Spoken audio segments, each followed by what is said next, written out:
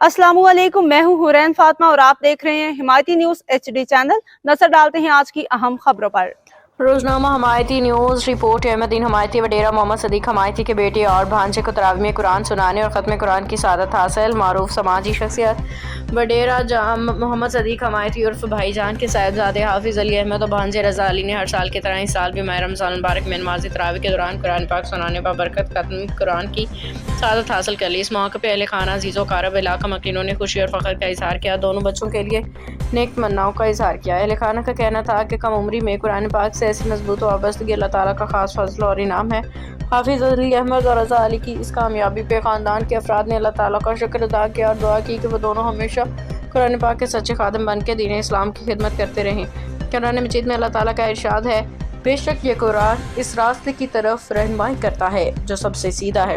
सूरह बनी इसराइल आयत नंबर 9।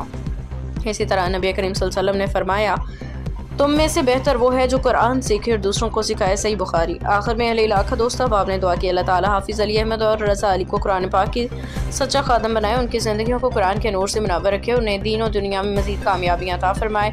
यकीनन ये कामयाबी पूरे ख़ानदान के लिए बाइस मसरत और फ़ख्र का खूबसूरत लम्हा है। आमीन। मज़ीद अपडेट्स के लिए देखते रहें हिमायती न्यूज़ HD चैनल।